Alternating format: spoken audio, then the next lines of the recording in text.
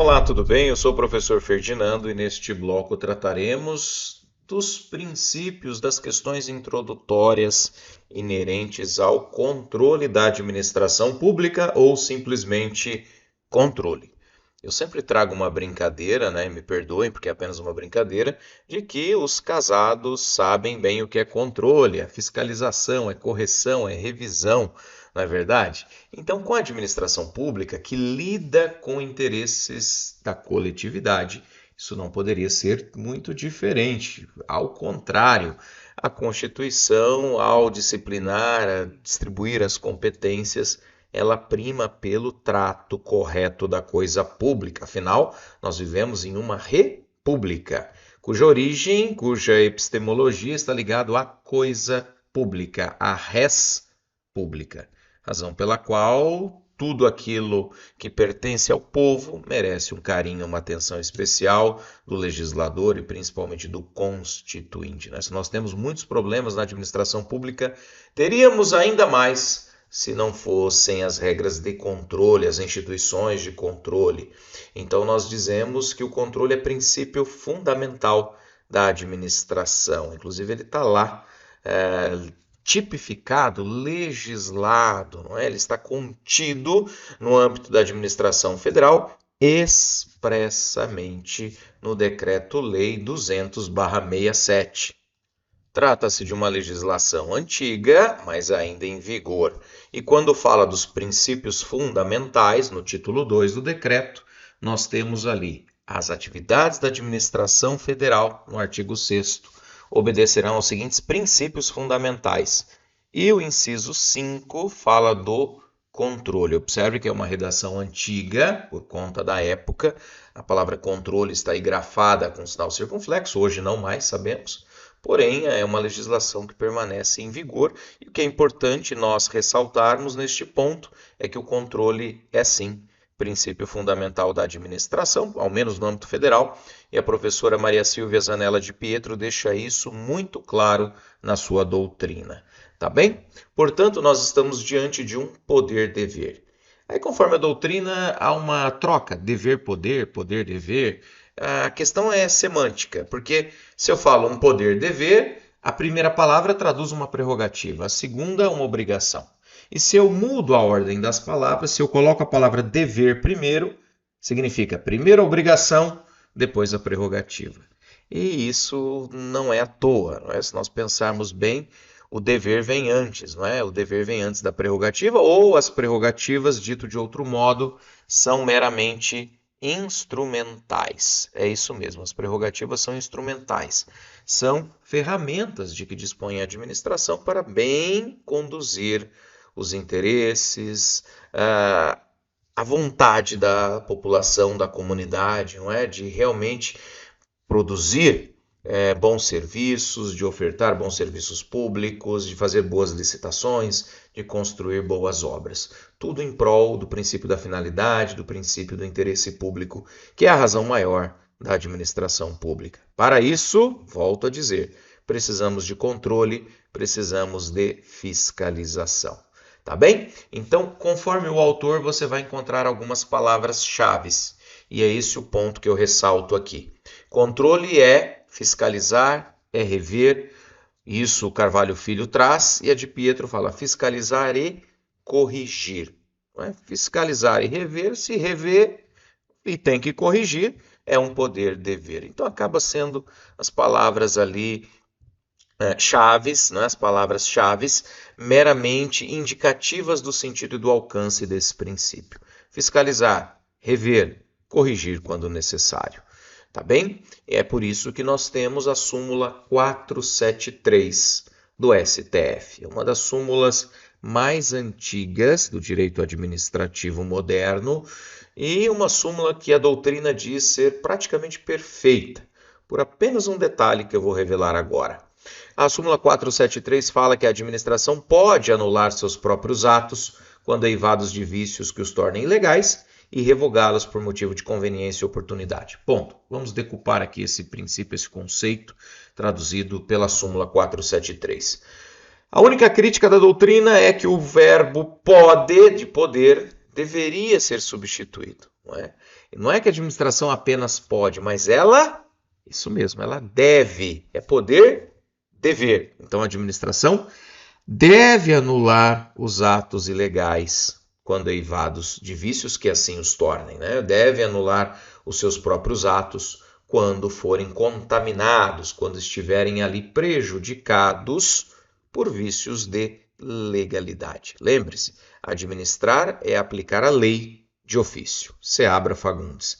Então, se eu tenho que aplicar a lei de ofício e se eu vejo que algo está manchado, que algo está ilegal, um ato da administração ilegal, então eu tenho não só o poder, mas principalmente o dever de anulá-lo.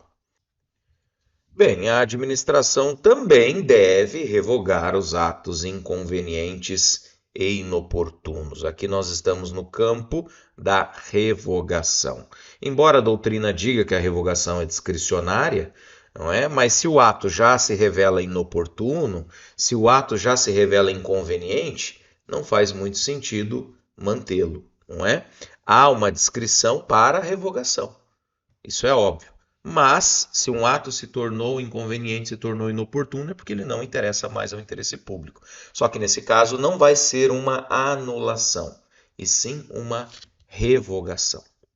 Então, cuidado com a forma com que as bancas cobram esse conteúdo, porque se cobrar a literalidade da súmula, o verbo é pode. Mas se cobrar a doutrina entende que o pode é deve.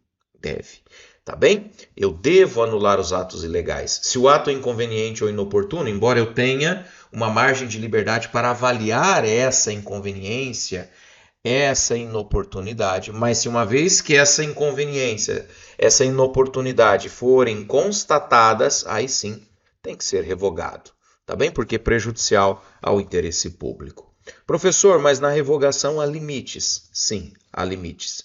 E quais são eles? Então nós temos aí direitos adquiridos, ainda atos que já exauriram seus efeitos, preclusão administrativa, não é? Eu tenho que ouvir os administrados quando esses atos produziram efeitos em favor deles. Então, uma série de limites. Uma série de limites na revogação.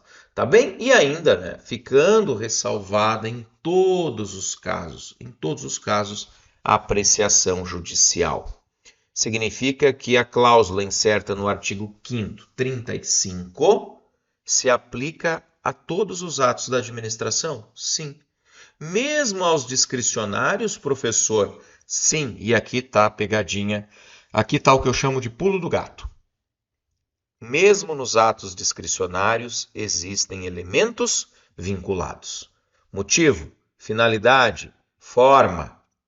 São elementos vinculados de qualquer ato administrativo, inclusive dos atos discricionários.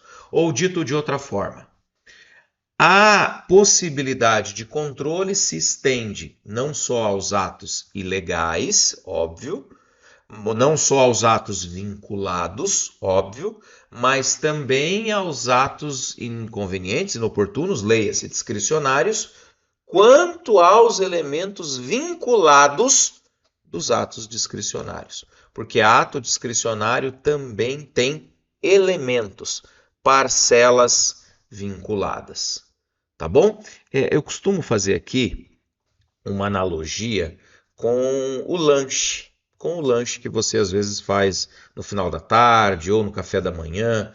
Vamos pensar aqui no Bauru, né? No lanche Bauru, muito conhecido, o professor aprecia bastante esse lanche. Se você não tem o pão francês, você pode substituir pelo pão caseiro, uma fatia de pão caseiro. Se você não tem o pão caseiro, você pode substituir por um pão de forma ou por um pão de hambúrguer. Não tem problema, vai sair o lanche, correto? Você não chega muitas vezes na padaria e fala, mas nós estamos com esse pão em falta, pode ser outro? Fala, pode, não vai ter problema. Agora, os ingredientes fundamentais, esses são vinculados. Não é? A mussarela, o presunto e o tomate tem que estar ali, senão não é Bauru. Pode ser qualquer outra coisa. Pode ser um queijo quente, pode ser, um misto, mas não será Bauru se não tiver os ingredientes fundamentais. Tá bem? Então, mesmo os atos discricionários tem elementos vinculados. No meu exemplo, os elementos vinculados do Bauru são a mussarela, o presunto e o tomate. Tá certo? Então, pessoal, lembre-se bem que essa súmula ela deve ser memorizada, que ela chove nos concursos, ela sempre cai e ela é importantíssima. Tá? A administração pode anular os atos ilegais, porque deles não originam direitos. E também os atos inconvenientes e inoportunos, ou seja, por motivo de conveniência ou oportunidade, né? Observados esses limites. Quando eu falo da súmula 473, eu lembro logo da autotutela. Autotutela. Anular os atos ilegais, revogar os atos inconvenientes e inoportunos. Tudo bem, isso se dá dentro de uma mesma estrutura hierárquica, dentro da administração direta e seus órgãos, é uma mesma estrutura, não é? Mas não da direta para a indireta. Vou repetir. Dentro da direta, ok. Dentro da indireta também, ali, especificamente nela, dentro de estruturas próprias. Agora, não de uma casa em relação a outra, não de uma estrutura em relação a outra. Então, não há autotutela da administração direta para a indireta. Por quê? Aqui eu sempre conto a historinha dos filhos, né? Quando os filhos são crianças, eles estão sujeitos à autotutela dos pais. Os pais corrigem, fiscalizam, estão ali sob as ordens diretas dos pais, né? As ordens diretas dos pais.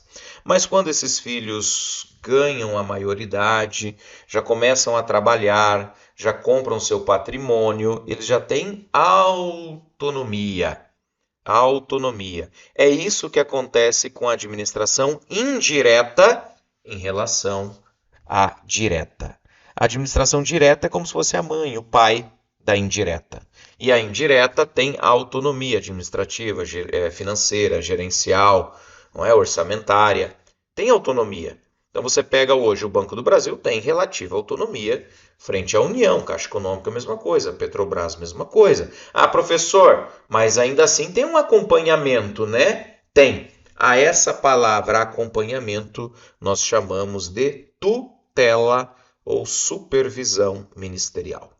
Tudo bem? Então é diferente. Autotutela, o pai em relação aos filhos pequenos sob sua guarda, sob sua vigilância direta ali, não é? Uma criança está sujeita à autotutela dos pais, assim como os órgãos que não têm personalidade jurídica estão sujeitos à autotutela da administração. Mas quando se tornam maiores de idade, aí sim, não é? Ganham autonomia, ganham personalidade jurídica assim maior, né? Como a gente fala. Eu sei que quando a gente nasce a gente já tem personalidade, mas aqui no direito administrativo, o filho grande ganha ali sua autonomia. As entidades da administração indireta têm personalidade jurídica, as da direta não, né? Atuam em nome e por conta do ente ao qual estão ali hierarquicamente subordinados. Olha só. Então, na administração direta, em relação a essa estrutura orgânica, eu falo em subordinação, eu falo em poder hierárquico, eu falo em hierarquia. Agora, existe hierarquia da direta para a indireta? Não, não tem, porque a indireta já ganhou a autonomia, já fez 18 anos. Já tem seu carro, seu trabalho, sua renda, suas responsabilidades. Ah, mas o pai ainda supervisiona, o pai ainda tutela. É isso. É isso. Então as palavras são semelhantes, mas os conceitos não são iguais. A autotutela pressupõe a hierarquia, a mesma estrutura. E tutela ou supervisão ministerial pressupõe a autonomia dessas entidades. Beleza? Então vamos lá, cuidado com isso.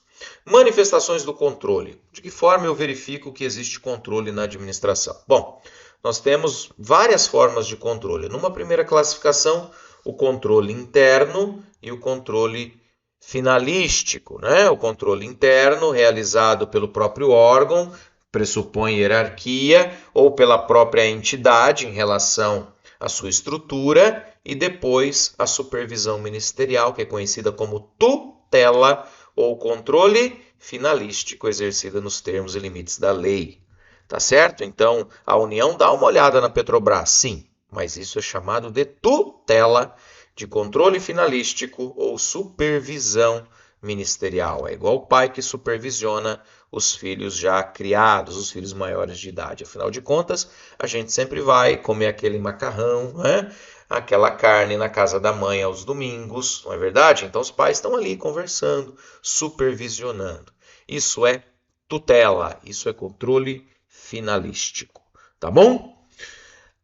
O controle ainda envolve todas as modalidades de controle externo. Então, as formas de controle externo estão lá definidas na Constituição Federal e principalmente a partir do legislativo. O legislativo tem essa vocação para o controle externo de toda a administração pública, com auxílio do Tribunal de Contas, ou dos tribunais de contas no plural. Nós temos também o controle judicial, por força da cláusula da inafastabilidade da jurisdição, incerta lá no artigo 5º35 da Carta Política. Então, o judiciário, ele exerce, de certa forma, um controle quando ele é instado, quando ele é chamado, quando ele é provocado por meio de ações judiciais, não é? Por meio de processos que são levados ao Poder Judiciário. Mandado de segurança, habeas corpus também faz o controle de atividades policiais, por que não, em certa medida, ações anulatórias, enfim, todos os instrumentos previstos no ordenamento jurídico que dão ao Judiciário essa possibilidade também de fazer um controle externo da administração pública, além do Ministério Público, não é? O Ministério Público também tem esse papel fiscalizador muito intenso. Falamos dos tribunais de contas, que são órgãos auxiliares do legislativo, mas que têm autonomia também. Ele será tratado em bloco específico, em aula específica, e ainda a doutrina lembra do controle popular. É isso mesmo, do controle da população, do controle da sociedade de diversas formas. A população ajuda fazendo denúncias, a população ajuda por meio das ouvidorias, até aplicativo. Tem aplicativo ali de sugestões, app popular, app cidadão. Então você está passando aqui na rua, viu uma luz queimada, já vai lá e manda uma mensagem para a administração. Por meio ainda dos observatórios sociais, não é? A população, aliás, o povo, né, que é o detentor de todo o poder, também exerce controle. Tá joia? E dentro daquilo que a gente viu, eu trago aqui, dentro dos princípios fundamentais do controle, uma questão bem interessante que eu selecionei para vocês, está no PDF. Então vamos olhar aqui. De acordo com a doutrina de direito administrativo, em tema de controle da administração pública, especificamente no que tange aos meios de controle, é correto afirmar que a supervisão ministerial ou tutela administrativa, letra A, é também designada como controle finalístico? Sim, sim. A tutela, supervisão ou controle finalístico estão dentro da mesma categoria. Bom, professor, o senhor viu aí, está certo. Quais os erros das demais? Vamos lá. Letra B. Ocorre no âmbito da mesma pessoa jurídica? Não.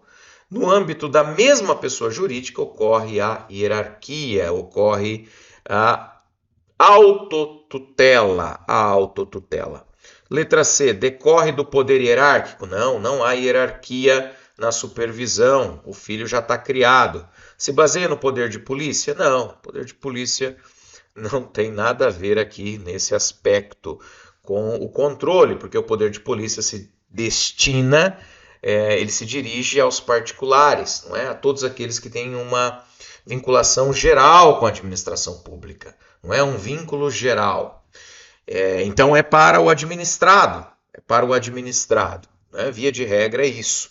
Eu tenho o poder de polícia do Estado para com o cidadão, como via de regra. A gente vai estudar que existe o poder de polícia interfederativo e tal, né? Mas como regra, o poder de polícia se dá da administração para os cidadãos. E o controle é da administração para com ela mesma, não é? Aí, na via hierárquica, dentro de sua estrutura, e na via da supervisão, da tutela, do controle finalístico. E a letra E fala, independe de norma legal que a estabeleça e ocorre no âmbito de uma mesma entidade da administração indireta. Nós temos dois erros aqui, os dois erros. Essa alternativa ela está toda errada. Por quê, professor? Porque a tutela ou supervisão ministerial, primeiro, acontece da administração direta para a indireta. Então, não é no âmbito da mesma entidade. É de uma coluna em relação à outra. É, por exemplo, da União, administração direta, em relação à Petrobras, administração indireta. É, por exemplo, da União, administração direta, em relação aos Correios, administração indireta. Então, não é no âmbito da mesma entidade. E depende de norma legal. Depende, né? A supervisão é exercida nos termos da lei. A tutela é exercida nos termos da lei.